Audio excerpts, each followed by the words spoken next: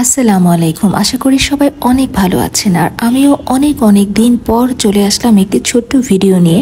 আর কত মাস পরে যে ভয়েস দিচ্ছি আসলে ভুলেই গেছি। যাই হোক, আসলে রান্না শুরু করার আগে আমি সবসময় একটা কথা মনে করি, খাবার শুধু পেট ভরানোর জিনিস নয়, এটা আসলে একটা স্মৃতি, একটা গল্প। আমার ছোটবেলায় প্রতিদিন ভোরে মা রান্নাঘরে ঢুকতেন। তরকারিতে ফোড়ন দেওয়ার শব্দ, ভাতের ভাপ আর মায়ের হাতের গন্ধ এসব একসাথে মিশে যেন একটা উৎসব হয়ে উঠত। মা বলতেন, রান্নায় মশলার চেয়ে বেশি দরকার মন থেকে ভালোবাসা। সত্যি, সেই রান্নায় কখনো কোনো কিছুর অভাব হয়নি, কারণ প্রতিটা কণা ছিল মমতায় ভরা।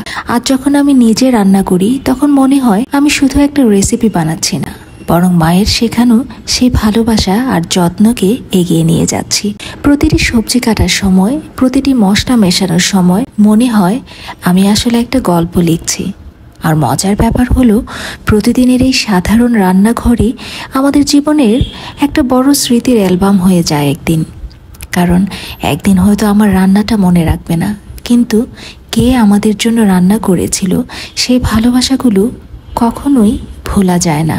যাই হোক, আজ রান্না করছি গরুর হাড়, সাথে কিছু নলিও ছিল। ভেবেছিলাম একটু আলাদা করে নেহারের মতো রান্না করব, বাট ভাবলাম যে না, কিছুদিন আগে খেয়েছি, আজকে জাস্ট তরকারির মতো করেই রান্না করি। আর সাথে একটু পোলাও করে নিব আর ঝোল দিয়ে রান্না করব, থাকলে পরে রুটি কিংবা পরোটা দিয়ে খাওয়া যাবে। তো আমি সবার আগে যেটা করেছি, আদা রসুন পেঁয়াজ ব্লেন্ড করে প্যানটাতে নিয়ে নিয়েছি আর কিছু আস্ত রসুনও দিয়ে দিয়েছি। তারপর গরুর হাড়গুলাকে ভালোভাবে ধুয়ে প্যানে দিয়ে যা যা মশলার প্রয়োজন সব মশলা দিয়েছি, যেমন হলুদ, মরিচ, ধনিয়া, জিরা। তারপর সবকিছু দিয়ে গরম মশলাগুলো দিয়ে দিয়েছি। বেসিক গরম মশলা, এলাচি, দারচিনি, লবঙ্গ, গোলমরিচ, সাথে একটুখানি জয়ত্রী দিয়েছি যেন একটু সফট হয়ে যায়। তারপর 5 থেকে 10 মিনিট ভারী জাল করে স্লো হিটে বসিয়ে রেখেছি দীর্ঘ অনেকক্ষণ।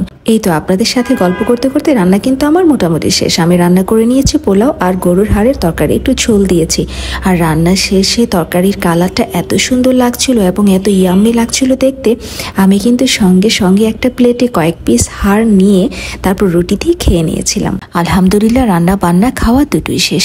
তো আপনারা সবাই কেমন আছেন? আপনাদের সাথে কত দিন ওভাবে গল্প হয় না। আগে আসলে যেভাবে ভিডিও বানাতাম, ভয়েস ওভার দিতাম, আপনাদের সাথে একটা এঙ্গেজমেন্ট থাকতো, এখন আসলে একেবারেই হয়ে উঠছে না, কারণ অনেক বেশি ব্যস্ত। আর এই সিজনটা তো যাচ্ছে অসুখ বিসুখ, ফ্যামিলির সবাই একের পর এক অসুস্থ ছিল, আমার মেয়ে, আমার হাজবেন্ড, দেন আমি, সবকিছু মিলিয়ে ব্যস্ততা এতটা হ্রাস ভাবে গেছে সময়গুলো। তো আসলে ওভাবে কাজ করার সময় কিংবা মন কোনোটাই ছিল না। তো ইনশাল্লাহ এখন থেকে চেষ্টা করব টুকিটাকি কিছু দেওয়ার। আপনারা আমার জন্য দোয়া করবেন আর সবসময় পাশে থাকবেন। আজ এখানেই রাখছি। আল্লাহ হাফেজ।